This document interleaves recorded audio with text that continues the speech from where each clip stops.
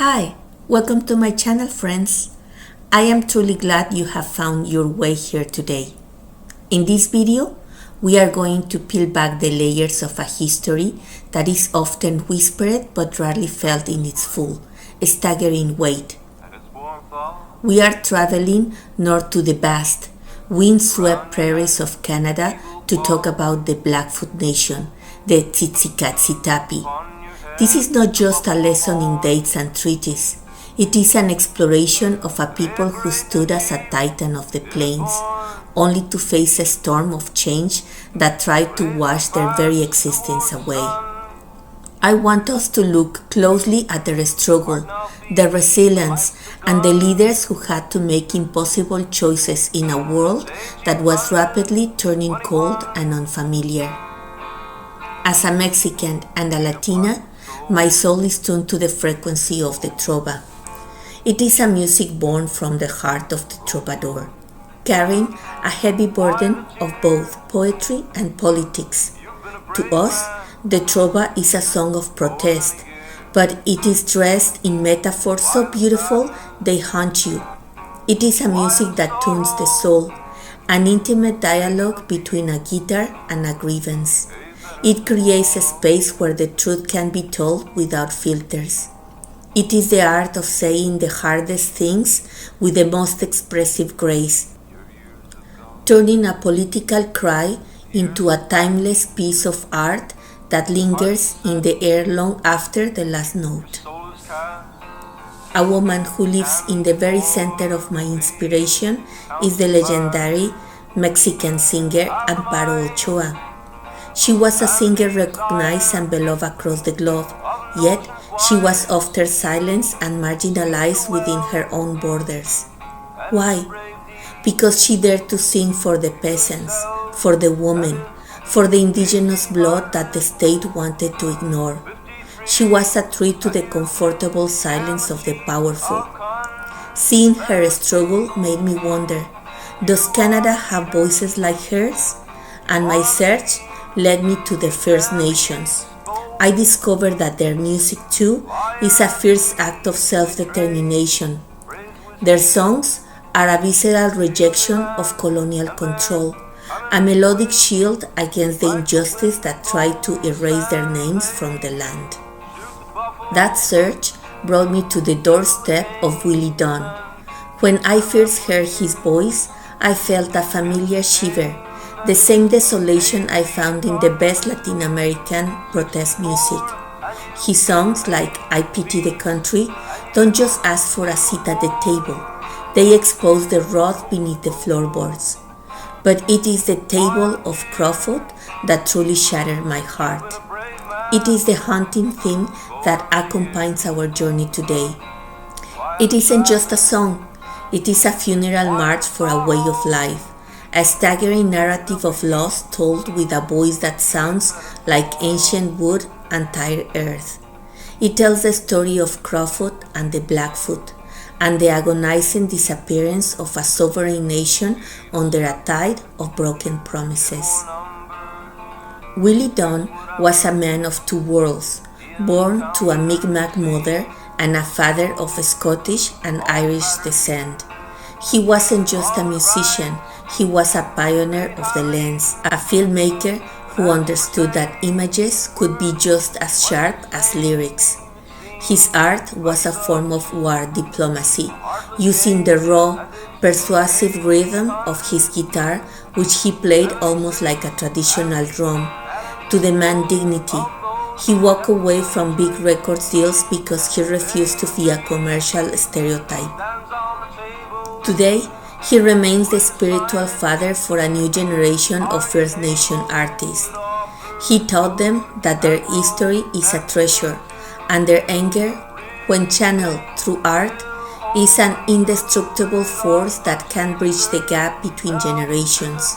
For him, a well-written song was more effective than a political speech, because it entered through the heart before the mind could make excuses. To understand the loss, we must first understand the glory. The Blackfoot, the Siksikaitsitapi, were a powerful empire, a confederacy of warriors and healers who ruled a territory so vast it stretched across what we now call Alberta, Saskatchewan, and Montana. They were the masters of the plains, a nation whose heartbeat was perfectly synchronized with the thundering hoofs of the buffalo. The buffalo, or Ini, was their everything, their food, their shelter, their clothing, and their god. They live in a world without fences, alongside other powerful nations like the Cree and the Nakota, in a landscape where the grass met the sky in an infinite horizon. They were a people of absolute sovereignty, governed by complex laws and a deep spiritual connection to the heartbeat of the earth. When the first European colonizers arrived, the dynamic was not yet one of total conquest. These early newcomers were traders, explorers, and desperate men who lived in isolated wooded forts. They were far from home and remarkably weak. In those early years, the Europeans were the ones who were vulnerable. They depended entirely on the First Nations for their survival. They needed indigenous knowledge to navigate the rivers, to find medicine in the plants, and to secure the furs and buffalo meat that keep them from starving during the brutal northern winters. It was a time of cautious trade, where the Blackfoot still held the upper hand, unaware that these guests in wooden boxes were the first drops of a coming flood that would eventually drown the plains. In the midst of this shifting world, a boy named Isapo Muxika was born. He would grow to become the man the world remembers as Crowfoot. He was a leader by merit, a brave warrior who earned his name in battle but found his true power in his wisdom. Becoming the head chief of the Siksikaitsitapi meant carrying the weight of thousands of lives on his shoulders. As he rose to power, he had to deal with the increasing presence of the white man. He was a diplomat of the highest order and realized that his people were facing a force unlike any they had ever fought before, a force that didn't fight with arrows, but with ink, steel, and a hunger for their land. The first great blow didn't come from a gun, but from a virus. Smallpox, brought across the ocean by the settlers, became an invisible executioner. It tore through the Blackfoot camps with a terrified speed that no medicine man could stop. In just few short years, the population was decimated. Warriors who had never lost a battle fell to their knees in their teepees, their bodies betrayed by a sickness they couldn't see. Crowfoot himself watched as his family was hollowed out by the plague. This wasn't just a health crisis, it was a social collapse. The elders who held the oral stories died before they could pass them on. The strength of the nation was drained, leaving a grieving, weakened people to face a colonizer that was only getting stronger. Crowfoot, Crowfoot, why the tears? You have been a brave man for many years. Why the sadness? Why the sorrow? Maybe there'll be a better tomorrow.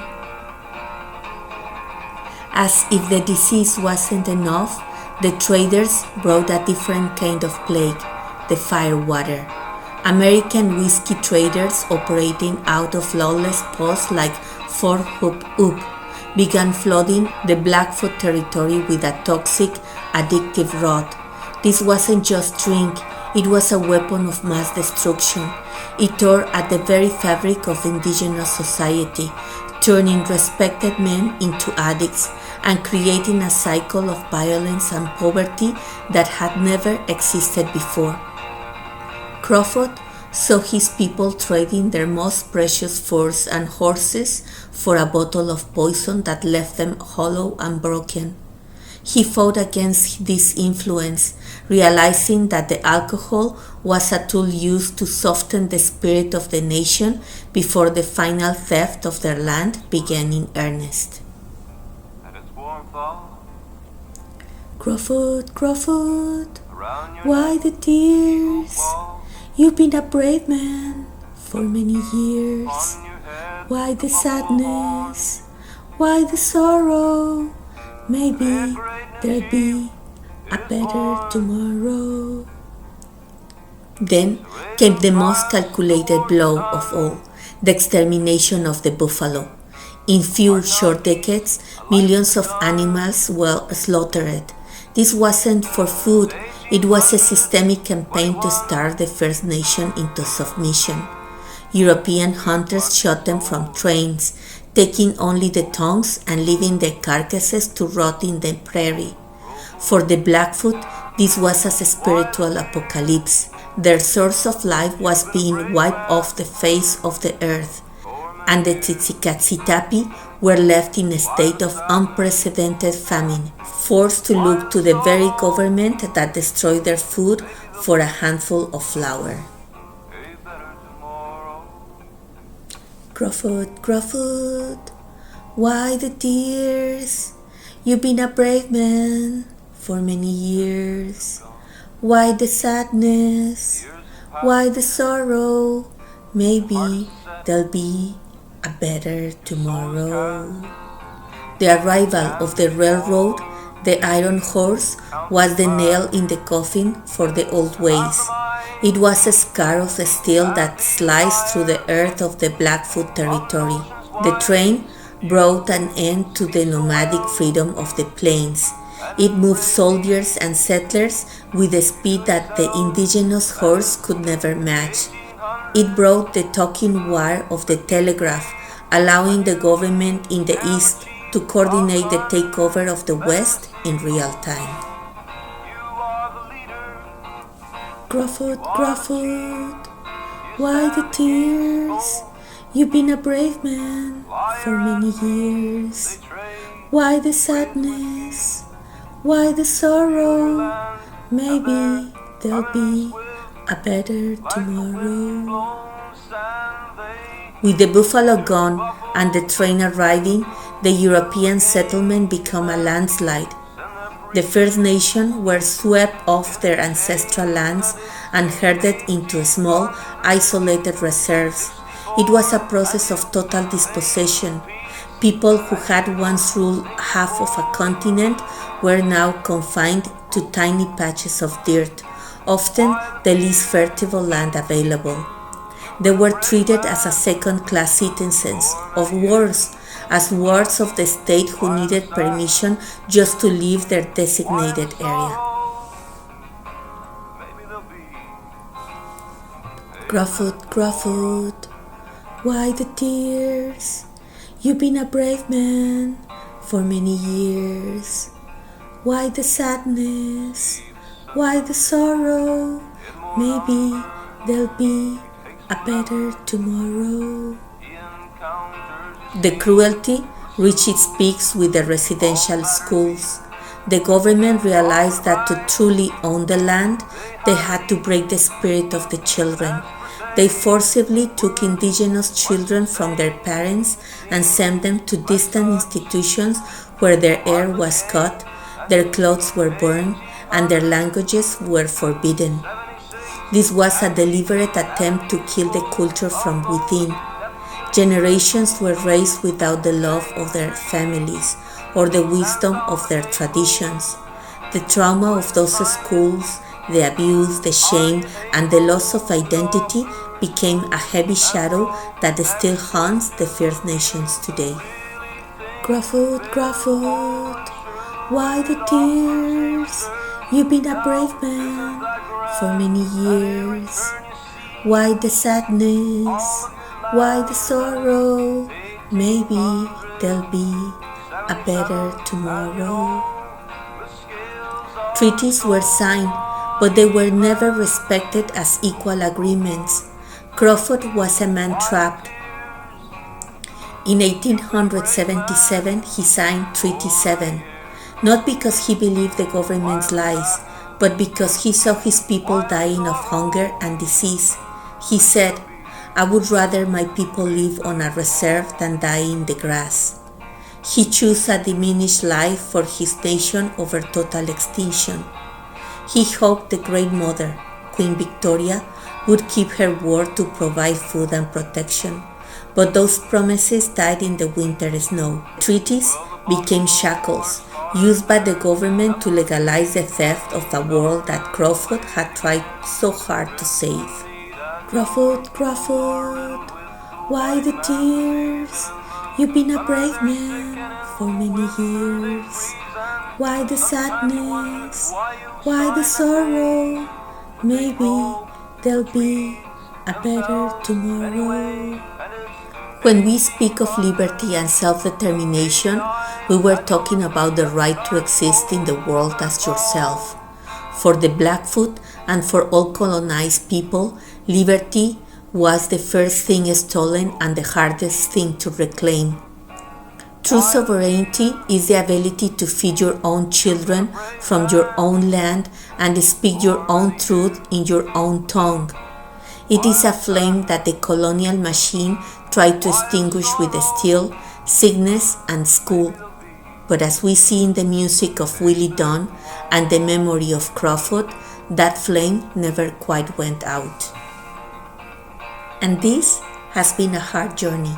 I know it is painful to look at the inequalities, the betrayals, and the staggering loss that define this history.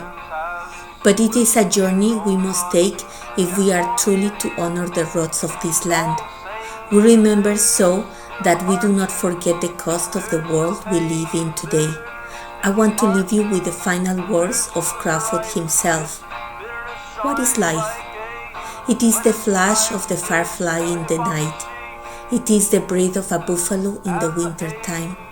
It is the little shadow which runs across the grass and loses itself in the sunset. Goodbye.